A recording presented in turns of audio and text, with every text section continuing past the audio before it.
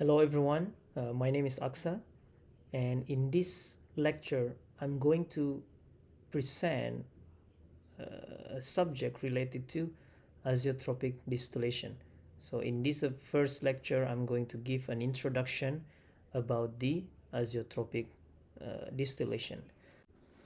On the first part, we're going to discuss about what is an azeotrope a mixture, and then we're looking a little bit into its thermodynamics, and then what kind of strategies that we can use to break the azeotrope. And then we're going to the second section, which is the design procedure, where we're going to discuss how to design the two-column system in order to overcome this azeotropic mixture. Or we can also look into the extractive distillation, adding entrainer, and also the pressure swing. However, before we go into azeotrope, I'd like to give just a little review about the binary mixture and how we can use the fractional distillation in order to overcome binary mixture to obtain more pure mixture. Let's take a look on this binary mixture of benzene and toluene. In a normal case, based on our calculation, if we have a 50% toluene and 50% benzene, if we boil this mixture, we can get about 80% benzene. However, the question is, can we get more than that? And the answer is yes, by using the fractional distillation. In order to understand how we can create a fractional distillation, let's take a look on the simple distillation. So if we have a simple distillation, as you can see from the previous calculation, that we should be able to achieve 80% mole of benzene. So this is by boiling the mixture up to the boiling temperature of the benzene, and then later the vapor that produced from the distillation will be collected and condensed. So by using this simple distillation, definitely we can get about 80% mole of benzene. So now imagine when we have this a new set of mixture which is 80 mole percent benzene, and then we start putting it into another distillation setup. So what will happen is we're going to do a new calculation or a new process for this distillation. So from 80% mole of benzene, now we can get a higher percentage of benzene in the distillate. Right? So in here, what we're doing is we're doing 2 times of distillation. So we distill the first mixture, which is 50% mole benzene, into becoming 80% mole benzene in the distillate, and then this distillate become the feed for another set of distillation to produce an even higher benzene mixture that can go about 97%. So in this case, what happened is if we want to increase the percentage of benzene in the mixture, we can just repeating the distillation after distillation.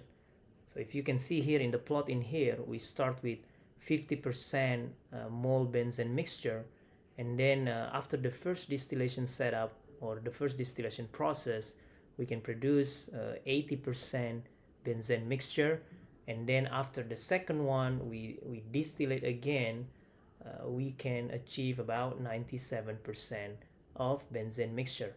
And then of course we can do this again in order to increase up to 99% of benzene mixture. Unfortunately, this will not be the case with the azeotropic mixture. So what is really the azeotropic mixture? So azeotropic mixture, or sometimes it's called a constant boiling point mixture, is basically a mixture of 2 or more liquids whose proportion cannot be altered or changed by simple distillation or fractional distillation. So this happens because when we try to boil an azeotropic mixture, the vapor that we create has the same proportion of constituents as the unboiled mixture, which is the one in the liquid phase. So because the composition is unchanged by distillation, so sometimes we call this mixture as a constant boiling point mixture. So there are many some azeotropic mixture known in the industry, and sometimes they have two component, three component, or even more. And then of course, in order to break this azeotrope, we need to do some strategies, not only by fractional distillation. So the famous one, of course, the ethanol water mixture. Uh, and if you try to do the fractional distillation, I think you can only get about 97%. So you will never get about 99% simply just doing the simple distillation or fractional distillation. So in order to overcome this problem, we have to take a look on what is really the azeotrope and how can we overcome the azeotrope mixture in order to achieve more pure mixture. So let's take a look the difference between the ideal mixture and also non-ideal mixture from the Raoult's law. So the Raoult's law states that the partial pressure of each component of an ideal mixture of liquids is equal to the vapor pressure of the pure component multiplied by its mole fraction in the mixture. So for example, in here, if we have binary mixture, the total pressure will be the summation of the vapor pressure of each component multiplied by the composition of each component. So in here we have A and B, so we're going to have PAXA and PBXB. So each azeotrope mixture has a characteristic of its boiling point. So the boiling point of an azeotrope mixture is either less than the boiling point temperature of any of its constituents. For example, in here, what we call a positive azeotrope, or greater than the boiling point of any of its constituent, and we call this one negative azeotrope. So one of the example of this positive azeotrope is the mix of ethanol and water. So let's say we have a mix of 95% of ethanol and about 5% of water. They boil at around 78 degree. So however, the azeotrope boils at a little bit less than the ethanol boiling point temperature and also the water boiling temperature. So in here, as we know, the water boil at 100 degree, the ethanol is boiling at about 78.4. However, the azeotrope or the mixture of ethanol and water with this composition boil at a little bit lower temperature, which is 78.2.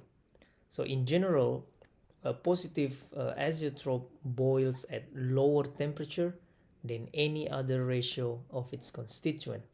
So positive azeotrope can be also called minimum boiling mixture or pressure maximum azeotrope, while in general, in negative azeotrope boils at higher temperature than any other ratio of its constituent, and this can be called maximum boiling temperature or pressure minimum azeotrope.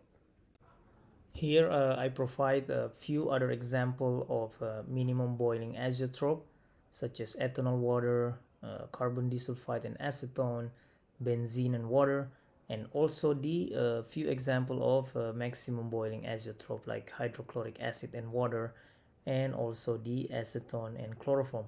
So you can see more of these from Paris Chemical Engineer Handbook or any other source to kind of see how the vapor liquid equilibrium plot looks like.